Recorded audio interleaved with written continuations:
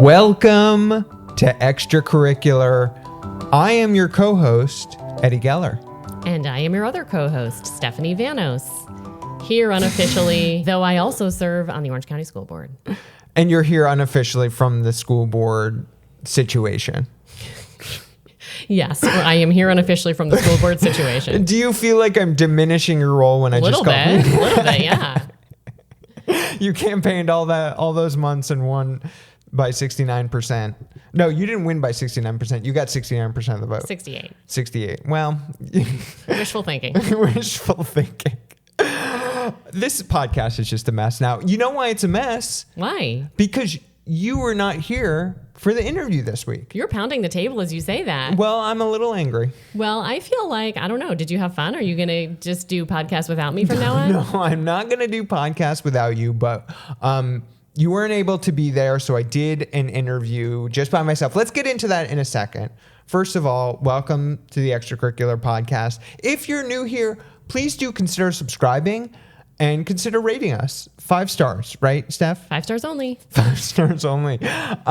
You're so adorable. We're keeping that in the podcast. Should we start over? No, we cannot start over. How many times do I have to tell you we cannot start over? It's one long take.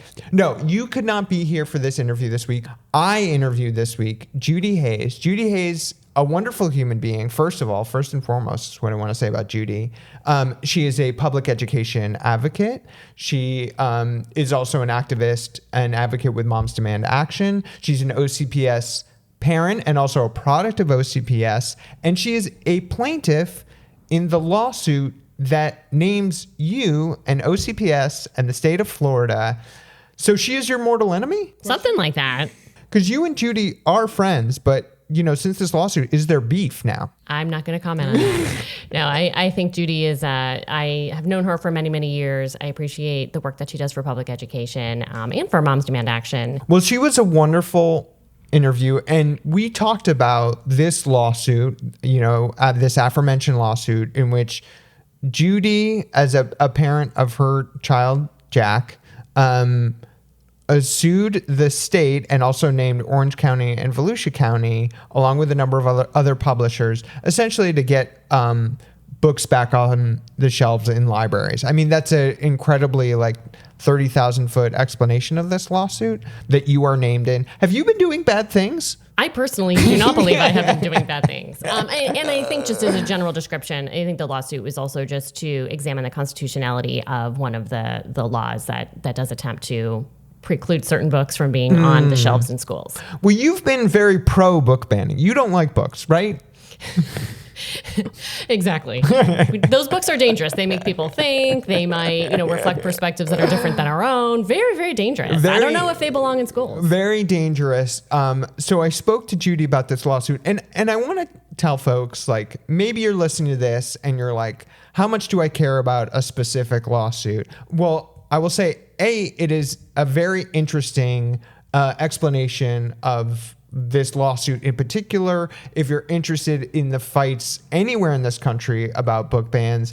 And also, I think it's the story of what it's like when a state comes down on a school district and how they react and what they do and what that means for the students and teachers and community members of that district. And I think it's a story we're seeing kind of all across the country. So I think this interview is both about that specific lawsuit, but I think the implications are, of course, much more broad than just this one lawsuit. Right. And as we know, I am not commenting on that lawsuit because it is pending litigation. You are not commenting on it. You won't talk about it. And do you think you are emotionally unavailable? Is that why you're not talking about it? I've been made emotionally unavailable. We'll just leave it at that. Do you think I'm emotionally available? I think you are emotionally available, and here you are chatting about all kinds of things on the pod. Would you think I'm too emotionally available? Oh my gosh, let's move on. Okay. Another thing that's grabbed a lot of headlines this week across the country is that the Surgeon General of Florida has said that they're going to remove vaccine mandates, which has just gigantic implications for schools and children and communities. You've had some comments on this. What's your take on this removing of vaccine mandates? Yeah, I honestly think it's crazy. And I have been quoted saying that. And, I think that, of course, OCPS put out a statement where they indicated that, of course, OCPS is required to follow whatever law has been passed, whatever the law is, which is true. And it's just, it's difficult that they've been kind of put in this situation because, of course, we want our children to be safe. We want our children to be vaccinated. We have decades and decades of research and our knowledge of public health, in terms of how much we know vaccines, help to keep our kids healthy, to keep our teachers healthy, to keep our, families healthy in our communities. It's, of course, we don't want our children contracting, deadly diseases, but we also don't want them just getting sick and being out of school and missing more time in school because, we've learned that it is hard on kids when they miss time from school to kind of make up those days and that learning. So this is confusing to me. It is distressing to me. I think it is an incredibly dangerous move to try to remove these vaccine mandates. So I'm hopeful that when this issue comes to the legislature this year during session, that there's just common sense prevails. This just makes no sense. I was telling my dad about this, or we were, just talking about it because my mom, who's no longer around, was a doctor. And just the idea if she were still around and seeing stuff like this, how incredibly distraught she would be by the state of affairs, to say nothing of RFK and the Make America Healthy Again bullshit, just how out of her mind she would be if she was still around. So, if there's one silver lining, I'm glad she does not have to see this madness because it is truly crazy. You mentioned OCPS being in a tough spot. I just want to lift this up, that OCPS said they will adhere to all applicable laws and the latest guidelines from the state. Do you think if the state mandated that all children drink bleach every day, that OCPS would be like, we will adhere to all applicable laws and latest guidelines? Do you think they would have a take if something like that came down, or they would just be like, yep, we'll do whatever the state says? Why must you do this to me? I just want to be very clear that OCPS follows the law. OCPS complies with the law. And, I just hope, again, like I said, we have lawmakers that pay attention to what our practitioners and doctors and experts and researchers have said for decades and decades. And we just make the right choice when it moves forward. And I just want to, also say, we talk about this, Make America Healthy Again or whatever it's called, and I would say this, listen, I want America to be healthy too. Yeah. But I don't You're think... a runner. I mean, and runners are always healthy, very mentally healthy. And yes, runners are just the healthiest breed. No, but really, I think we can have vaccines, and we can also try to eat a better diet, and we can also try to be more active, and we can also do these things on our own that may help us, be healthier. And I think we should encourage people to do that. I think it's important. I think we're all better off when we are in a, when we're healthy and we're not sick and we're able to be in school and we're able to work and we're able to just provide and be there for our community. But that not take Tylenol when we're pregnant. But that doesn't mean that we also have to, say that, exclaim that vaccines are, poisonous or toxic, or, that we shouldn't be allowed to access them anymore. I don't know. I think we can just use some common sense here. And just to clarify my quick comment, in case someone hasn't seen, RFK is pushing the HHS to link autism to Tylenol use in pregnancy and folate deficiency. So, more great stuff coming out of the Health and Human Services Committee. Yeah, and question about that. Are we still funding our colleges and universities to actually do health research, or have we pulled some of that funding? Because my understanding is we might not actually have the researchers to do the research that we are seeking to do. I think the research is just vibes now. Oh, okay. And not good vibes, I might research say. is just vibes now. Yeah. Sweet. So speaking of vibes and speaking of feeling well, how are you feeling these days? You weren't feeling so hot this week. I've had a tough couple of days in my own personal illness realm, not because any vaccines I've taken, although I actually did get a tetanus vaccine. Uh-oh. But that was like a month ago. Did hurt my arm. I did have some upper arm pain, but they told me that was coming and I survived it. But no, the last couple of days I've been feeling under the weather and was just lying in bed watching YouTube on my phone, like a real, like as the kids like to say, really rotting in my bed. But it was like I felt better. I woke up this morning at like 7:30 and felt like a new person. It's like someone had rebooted me. I feel normal again. Do you think it was the concert you went to last night that rebooted you? We did go to see a great concert last night. Shouts to Lucero, one of my favorite bands over the last 25 years. Oh my goodness, Steph, we're getting old, because I first saw this band when I was in college at the University of Florida at Common Ground, the coffee house. And now here they are. They were playing a 20th anniversary of one of their albums. Not even like their debut album, like their third or fourth album. And I will say there were not young people in the venue last night, which, by the way, venue was at the Social. Loved it. Great venue. But it was not full of college kids. No, it was not full of college Strangely. kids. It was a lot of dudes with beards and tattoos. A lot of hats. A lot of hats. But no, we had a great time. I think it shook the sickness out of me. And now maybe you're a Lucero fan, punk rock. There was they had a lot of really good songs. I really enjoyed the show. Yeah. We'll, I'll put a link to Lucero's music in case people are curious about who they are and they can rock out. Because they're a great band, put on a great show. And, your daughter and former guest of the show, True, Brady Graham, was there. And Brady, I think, had a good time, but he might've been more excited by the tacos that we had afterward. True. Which they were very good, to be fair. I only had chips, but it did look very delicious. Okay, we want to end before we get to the interview. We have one more somber note, and I want to throw to you, Steph, for this. Yeah, I just want to recognize the passing this week of Commissioner Mabel Butler. She was formerly a commissioner for both the Orlando City Council and for the Orange County Commission, and just a huge advocate in our community. She was the first Black woman elected to the Orlando City Council and the first Black person elected to the Orange County Commission. And just a huge advocate for affordable housing. She was involved in our schools, and just a sad day, but just wanted to recognize that. Well, that was beautifully said. And with that, let us go to my interview, and not Steph's interview, with Judi Hayes. Judi Hayes, welcome to Extracurricular. So happy to have you on the podcast. Thank you very much. I'm very excited to be here. I am just so sorry that we don't have our co-host and my partner in life. So I feel like you are only getting 50% of the podcast, and I hope you're not too upset about that. I am not at all. Well, grateful to have you on. Interested to dive into this subject. So I'm going to start off with the question that is burning in my mind, which is, why are you suing my girlfriend? I'm sorry. I apologize for that. And to be fair, when we filed this lawsuit, I was not suing your girlfriend. We are suing, and we'll get into this, I'm sure, who the parties are. One of the defendants in this lawsuit is the Orange County Public School Board. And at the time we filed it, the District 6 representative was Karen Castor-Dental, and I felt bad about that too. So I apologize in advance.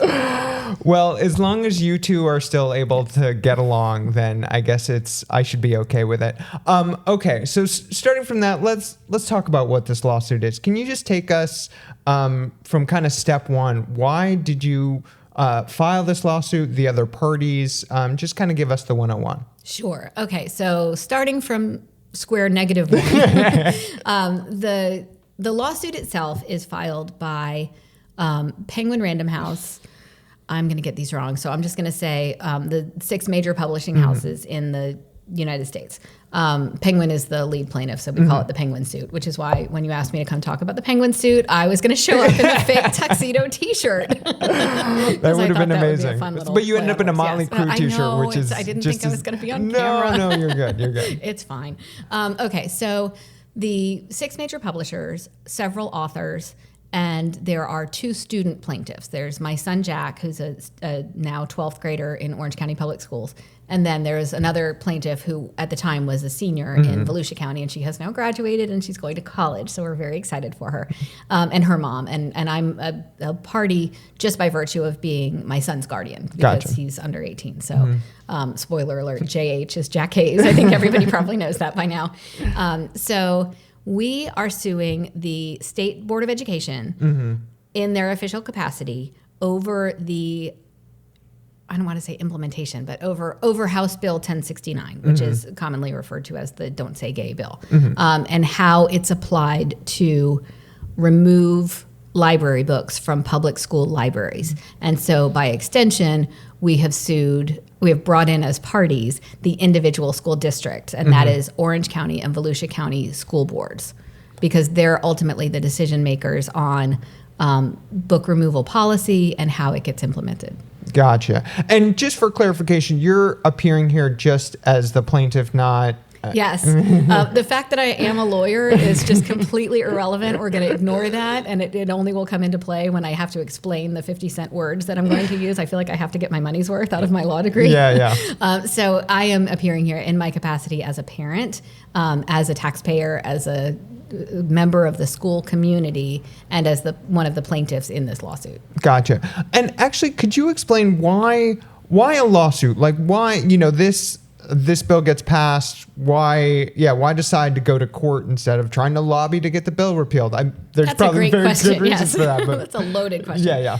So writ large, over the past several years in Florida, as we've seen, there is what can only be construed as a concerted effort to defund, destroy, demolish public education in the state of Florida. And we see it in the taxpayer-funded voucher scheme. We see it in the removal of children with exceptionalities from general public education. We see it literally in every aspect of public education. Everything's being defunded. Everything's being thrown into just a pit of eternal chaos. And so as a public ed advocate myself, I've been tracking a lot of the legislation over the last couple of years. And as you and I know, and probably most of our listeners know, there's a Republican supermajority in Tallahassee, and the supermajority means that basically anything that they want to do, they can get done. They can do it easily. And so when this bill was passed overwhelmingly, by the Republican supermajority, we were worried. Public education advocates, First Amendment advocates, LGBTQ plus advocates, everybody was very worried about this. And of course, the governor and the legislature's response was, "Oh, don't worry, it's going to be fine. We're going to take care of you. It's going to be fine." But we all know that what they really meant was, please just go away quietly. And nobody gets hurt. So we were kind of tracking what was going on there. And then in the summer of 21, when we started to see the rise of the Moms for Liberty, they were coming to the school board meetings. They were bringing what they called filthy books, and they were reading the most salacious paragraphs taken out of context in this public forum with certain right-wing provocateurs that were providing them with the material. We were rightfully very concerned about what was going to happen. And so we could see that they were exerting that pressure on the school boards to just say, oh my gosh, I don't want any part of this. We're just going to pull those books off the shelves without considering what was going to be the snowball effect. Right. And how were we going to get to a point where an 11th grader taking AP language couldn't walk into their school library and check out Jack Kerouac? It sounded preposterous, and they called us alarmists, and they said, oh, you're making a mountain out of a molehill. And yet here we are, because we saw the effect that these book bans were having and the anticipatory compliance that the librarians, the media specialists, even the district media specialists were terrified into compliance. And it was, if you don't comply with this, we're going to pull your license. We're going to charge you criminally. And it sounds ridiculous to even say that, but that's exactly what they were saying. And so, we saw it coming down the pike. And so in, a year or so ago, we were perfectly poised to file this lawsuit to be able to effectuate this change and to get the underlying law declared invalid or unconstitutionally applied. And that we kind of figured was the best defense against this level of censorship and, it's just bad stuff. It really does affect, it affects all our kids. But for me as a parent, I was concerned about the effect that it was having on our top learners. You know, the kid, my son is, of course, he's my son, so I think he's brilliant and perfect. Sorry, he's going to hear this. He's gonna be like, I can hear his eyes rolling already. But this is a kid who's going to graduate with 13 AP classes, a Cambridge diploma, a capstone diploma. He really is at the top of his class. And I worry that his options are going to be limited just by virtue of the fact that he goes to school in Florida. And that was the crux of our argument, that he's going to be applying for admission to probably 2 or 3 Ivy League institutions, but he's competing against kids who can go into the library and check out Gabriel Garcia Marquez or Maya Angelou or Ernest Hemingway. So we're looking down the pike, and in 3 or 4 years, are our kids, even our top learners, are they going to be able to get into college outside of the state of Florida? And it's hard already because Bright Futures makes it so attractive for them to stay here. We're practically throwing money at them to stay in state. As a Jewish mom, of course, I want him to stay close to home. As much as I'd love for him to go to Harvard, I also kind of want him to stay close by. But at the end of the day, I want him to have every option available to him, and not just my child. I want that for every single kid. And so we felt like this was something we could do to help provide that access, provide those opportunities for every single student. Well, bless you for doing that. And actually, before we move forward with the lawsuit, I think you so well articulated, you know, the specific harm to your kid and students like Jack. But can you also talk about what you see as like broader implications, why this is a big deal for everyone who is maybe listening to this podcast and like, well, I'm not in Florida and I don't have to deal with this. Like, why is it important for folks to be fighting back the way y'all did? Right. And again, it always comes back to my kid. I love him so much. He's my world. But not every kid who goes to school is a white, male, cisgendered, heteronormative, Judeo-Christian, non-disabled person. Right. And so it's really, really important for kids who don't look like him to be able to see themselves. You know, for my kid, maybe he does want to read Bret Easton Ellis. He wants to read F. Scott Fitzgerald. But he also wants to read Maya Angelou. He wants to read stories of authors and characters who don't look like him and don't have that same lived experience. And it's so, so, so important for the marginalized communities to be able to see themselves in literature. And for, you know, a young girl who's Black, she's not going to relate to The Great Gatsby. Yeah. Nobody relates to The Great Gatsby. But, you know, we want everyone to be able to see themselves. And that includes LGBTQ plus students. And, you know, a lot of times you'll hear, well, we didn't have that when we were in school.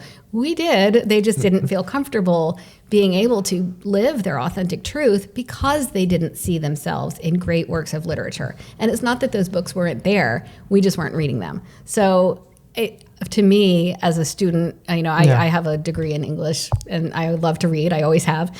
It is so, so, so important for everyone to be able to find, especially with little kids. It's important for kids to be able to find that book that unlocks a lifetime of loving to read, of learning and being able to consume content and expand their minds and expand their horizons and live their best life. And so for me, it sounds, you know, pie in the sky, but those are very, very important principles that I think that we're curtailing, and we're really harming our kids by not letting them have those experiences. So one of the things I should have mentioned this earlier, substantively, one of the substantive issues in this lawsuit was that the state is trying to redefine what pornography is. And it's, you know, the age-old debate. I know it when I see it. Right. I can't define it, but I know it when I see it. But we don't have to engage in that debate because there is a constitutional principle, decades of constitutional jurisprudence that establish what they call the Miller test. And that's a 2-part test where something isn't pornography or pornographic unless it meets both parts of the test, which is that A,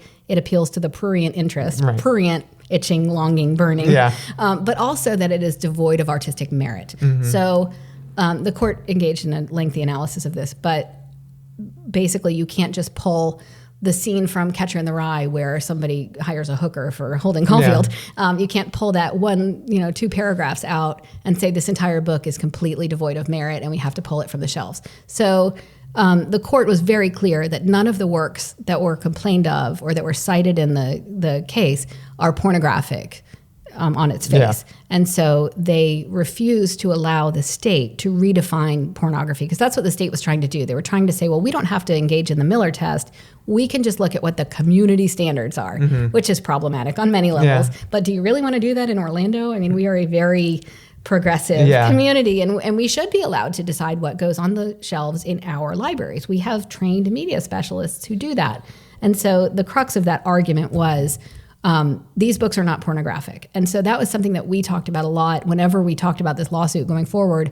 They try to make it look like we're putting Hustler magazine in kindergarten classes when clearly that's preposterous. And that's not what we're doing. We're talking about 18-year-old 12th graders who want to go to Harvard who can't check out a book by F. Scott Fitzgerald or Ernest Hemingway. You know, there's a huge gap between, if you find that pornographic, more power to you. Knock yourself out, go ahead, go on with your bad self. But you have to understand that that's a subjective analysis, and that if you are titillated by stuff like that, that's fine, but not everybody is. And so we do have standards, and that's why. Well, one of the things thank you for elucidating that. One of the things that's always frustrated me is that folks will go up and they will read these small passages, and I'm always like, no, you should have to read the whole book on the dais, because how else do you understand what the book or whatever it is, like context? Context is important. Exactly. Yes. So, and that strikes on another issue that has really been important in this particular wheelhouse, which is that a lot of the books that they're complaining about are books that describe the experience of sexual assault survivors. And if we don't empower children to understand what that means, we're not protecting the victims themselves. We're helping the perpetrators to keep it hidden. And we should not, I feel like I have to connect the dots here. We shouldn't be doing that. That's something that we should aspire to eradicate from society. And the only way we can do that is by helping those very young victims to understand that and to be able to put the words to it. So beautifully said. And I'm also, yes to all of that, of course. And I'm also thinking about this. We're having this conversation at a time where they've just, a couple miles away, just painted over this crosswalk. They are painting over street art and, art all over Orlando. And I think it's this mindset of here in this state and now across this country of painting over any culture, any art, any way of thinking that is not in line with white Judeo-Christian values. So I think, so it is books, and it is also just this attempt to crush thought and crush other perspectives, which is just a different, I think, way of saying what you're saying is, these are, to me, the steps in fascism of we're going to ban books, we're going to cover over, we're going to paint over art, you're only going to think the way we're going to tell you to think. So it's metaphorically, literally, and figuratively black and white. It has to be black and white. I drove by Pulse this morning. I drive by there every day because I like to see what's going on there. And it's chalked again. And there's literally, they could not have unleashed the Rainbow Army any more than if they had tried, because there are rainbow flags and signs and flowers and balloons and everything. But it is, you're right. It's a way to crush tall poppies, so to speak, that we want to quash expression. Why on earth would we be doing that? It's completely backwards. And when you talk about removing street art, I think about the school, I think it's in Lake Nona, which is a little bit south of here, where they had a contest for kids to design part of the crosswalk, and these kids put their heart and soul into it, and they came up with these beautiful designs, and they were allowed to paint them. The state came and painted over them. Why are we doing that to our kids? There's no better way to show them that we don't want them to think. We don't want them to feel. We don't want them to create. Yes. Why on earth would we be doing that to our children? Well, I think we know the answer. Unfortunately, well-stated rhetorical question. All right, so let's go back to the lawsuit at hand. So you file this lawsuit that this law is unconstitutional. These books are being removed unconstitutionally. Am I phrasing that? Generally, yes. Generally, So we filed back in, I want to say it was August or September of 24 last year. And the argument for the authors and the publishers is a little bit different. It's that it impairs their ability to sell their art and their works in the state of Florida by quashing the the availability of their expression. And for us, for the kids, it was their ability to get a complete education, which is what the Department of Education is supposed to be doing, not just funneling money. Well, to those their folks various are always cronies, on the right? level. I Is have what this theory. I'm not a crazy conspiracy theorist. Like I would admit it if I was. I'm not. But I always feel like this is just a very elaborate money laundering operation. That it feels like they're just trying to funnel money to lawyers, to people who construct things like Alligator Alcatraz. It's just money laundering. So, and if you look at it through that lens, Occam's razor, it is the simplest explanation. So back to the question. Sorry, I digress. No. So we filed a lawsuit in federal court, and we filed in the federal court in the Middle District of Florida, which encompasses Orlando. And we filed that. We survived an initial motion to dismiss, so standing has been an issue in all of these cases. And yes, talk to us about standing. So thank God my constitutional law professor, Nat Stern, has retired because I'd hate for him to hear this. But let's see if I remember this. So putting on my lawyer hat for a minute to just explain standing. Because I don't have one of those hats. So standing is a fundamental principle, and it's a threshold principle in any lawsuit. The plaintiff has to establish that they have standing to bring the lawsuit. I couldn't sue on a contract between you and your insurance company. I don't have standing. I don't have a dog in the fight. Okay. So a lot of these cases have been thrown out on lack of standing. But some of the arguments that the state is making and the federal government is making similar arguments in some of their cases are preposterous, because the arguments that they're making would lead to the conclusion that nobody has standing, that nobody can challenge. And then we're back to Lady Macbeth. What need we fear? Who knows it? When none can call our power to account. So they're writing these laws to be deliberately vague, to evade standing. And so we were able to establish that we have standing. And that was the first victory. Surviving the motion to dismiss over lack of standing, the judge was not buying that argument. And so he did allow us to proceed. So it's kind of a procedural victory, but it was a good sign. That they found that we had a cognizable right that would be able to be addressed by this action. Does that make sense? Yeah. Does that help? Okay, thank God. At least I remember some of that. It's been 30 years. So we survived that, and then we proceeded, and there were, a couple of procedural motions. And then there were competing motions for summary judgment. So what that means is that each side basically files a motion saying the facts are not in dispute. Here's what the law is. Here's the fact. Here's why we're entitled to judgment in this case. So both sides filed those. I say both sides, but it's really three parties. There's the plaintiffs, who is the authors, the publishers, the parents, the kids, the state, and then the individual school districts. Those two defendants, you can kind of think of it like a triangle. Those two defendants are not 100% in alignment. Their argument is not 100% the same. The issues at play are not always going to, they generally align, but they're not always 100%. And when you look at the ultimate order, the judge really delved into that, because during the arguments on this case, the state tried to kind of point the finger at the school boards while the school boards were pointing the finger at the state, and both of them were saying, well, I didn't do it, they did it. The state says, well, we're leaving it up to the boards, and the boards are saying, well, we're constrained by what the state says we have to. So it's like an elaborate game of whack-a-mole. Yeah, so grateful for you walking me through this, and of course the listeners. One thing that is like catching my ear is just that, to me, Steph and I talk about book banning all the time and our frustrations with it. And I guess my head is hurting for many reasons, because I'm not a lawyer. But, what I've seen from the state is just this draconian, authoritarian attitude to crush people who are against it. And yet on this lawsuit, they're on the same side as OCPS. I don't want to speak for Volusia. I'm not nearly as read in on what's going on over there. But I don't know. Can you...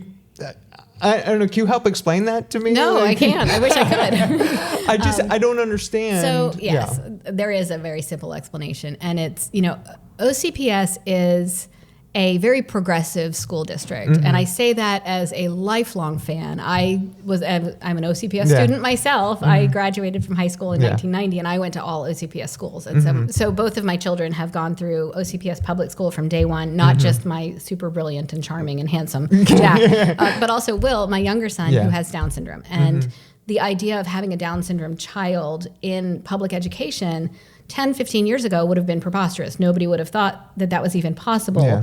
But right now he's in 8th grade and he goes to a typical school, happens to be in Stephanie Vanos' District 6. We're very proud of that. But he'll start high school next year and he'll graduate. Yeah. And if he can still get a diploma and not a certificate of completion, that's another attack on public ed. We'll talk about that eventually, I'm sure. But like I said, huge fan of OCPS. I'm a huge supporter of theirs. I've been going to school board meetings for 12 years now, since Jack started first grade or kindergarten, always to support public ed, to support teachers, to support advanced studies, to support gun safety. I'm a huge advocate of gun safety and gun violence prevention. I'm the education lead for Moms Demand Action for Orange County.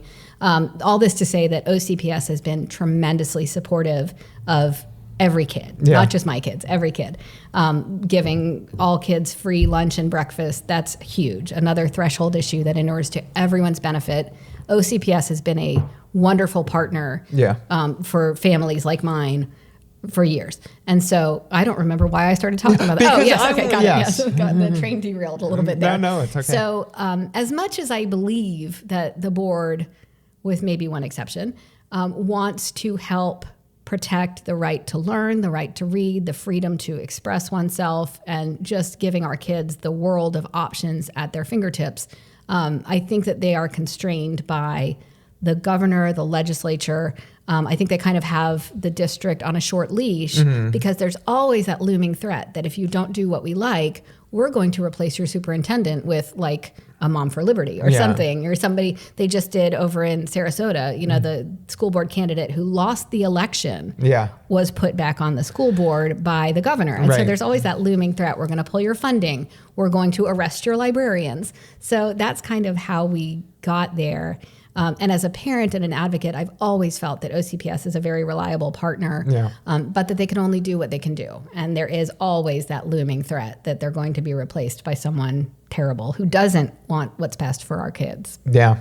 Okay. So let's now fast forward to the decision that came down, I guess, 2 weeks ago-ish now? Whenever that was. Whenever that was. There was a hearing in May. It was the last week of school because I took Jack out of school. We actually went to the hearing and we sat in the federal courtroom in front of Judge Mendoza and all the lawyers, and we sat there and listened, and it was fascinating. And it may, God, knock wood, I hope that it has inspired in him the desire to perhaps become a lawyer someday like Mom and Dad. But it was really interesting. Yeah. And so we got to see, just even the dynamics of where the state's lawyers were sitting and where the district lawyers were sitting and who was making what arguments. And so it had been largely briefed. So the argument itself was maybe an hour.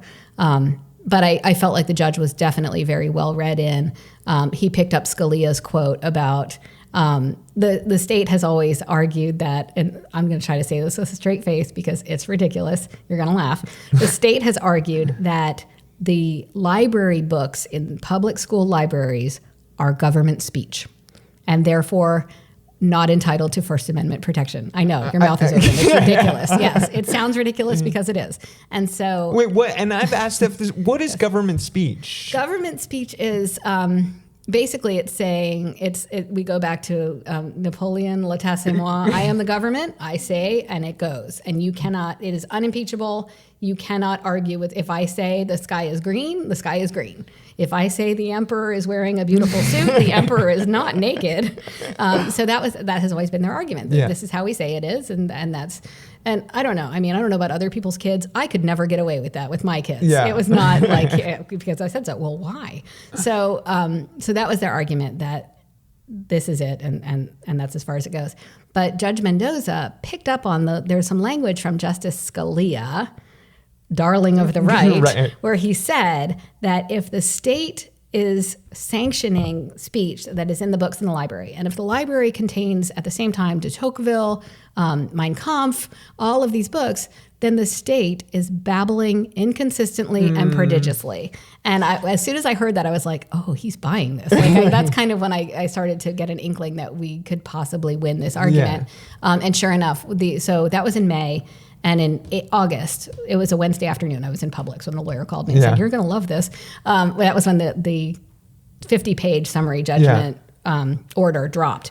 And it quotes Scalia and Clarence Thomas And Samuel Alito. So it's not like these are liberal justices who are, First Amendment darlings. So the order came out and it granted summary judgment on, I want to say, either 6 of 8 or 7 of 9 of the counts. And the only 2 counts that they won summary judgment on were ones that had been pled in the alternative, which I'm going to drop some knowledge on it. What that means is our side had argued, we're entitled to summary judgment because of this. But even if you don't find that, here's another basis. And so on those 2 counts that were kind of the alternatives, they did not grant us summary judgment because they didn't need to reach that step in the analysis. Gotcha. So substantially, we won every single one of those Amazing. counts. It was amazing, and it was a very thorough, well-written decision. If he wants to take all summer to write something like that, that's perfectly fine with me. And so the state has vowed to appeal. But in the same breath, Governor DeSantis, he said, we're going to win this appeal like we win all the others. Spoiler alert, they don't win all the others. This is bluster and bluff, just yet again. So they had 30 days to appeal that. It came out, I want to say August 13th. So we're probably by the end of this week, we'll know if, of course, they're going to appeal. Again, back to my theory. They're probably going to appeal. We don't know, where that's going to go.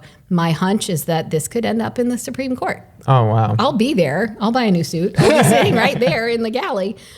So, who knows? And it's going to be protracted and, drawn out, and who knows how long that it will take. But it wouldn't surprise me if they're going to fight it all the way up to the Supreme Court. It's so egregious, but what a wonderful victory. It is a testament to how ridiculous the state is and the legislature in passing this law, and to the work you've put into fighting this lawsuit. But frustrating to know that even with this victory, you might still have this prolonged fight. So here's a question. We don't know yet. We think the state is going to appeal. Do we know what OCPS is going to do? We don't. Initially, I had, and we're discussing it with our legal team and all that, I felt pretty certain that OCPS would not join in the appeal because they don't have to. There are different theories of liability, and it's not like a rubber stamp, like we're appealing, so you have to come with us. Yeah. Because this seems like a great off-ramp, yes, right? Exactly. This could be exactly the time where OCPS just wipes their... Here's what the court said, and we don't want to waste our taxpayer resources. We have a teacher crisis. We can't... They're in a hiring freeze right now. My kid lost his AP government teacher a week ago, and they can't hire anyone for at least another 2 weeks. And so we've got subs teaching 12th graders AP government, which, by the way, is a graduation requirement for the state. So they're telling our kids, you have to take this class. Oh, but we can't hire a teacher for you. So we have real problems. Yeah. And this is not one of them. So the state, or the board, the district, has the option to just gracefully bow out and say, you know what, we don't have to attend every fight that we're invited to, so we're not going to. But we don't know. Nobody knows what's going to happen. I was a little concerned. There was a school board meeting 2-3 weeks ago, and someone had brought up something about the banned books. And the OCPS lawyer said, we can't discuss that because it's pending litigation. And my hackles kind of went up. And I was like, it's not really pending because we have a summary judgment. I mean, one could argue that it's not a final judgment.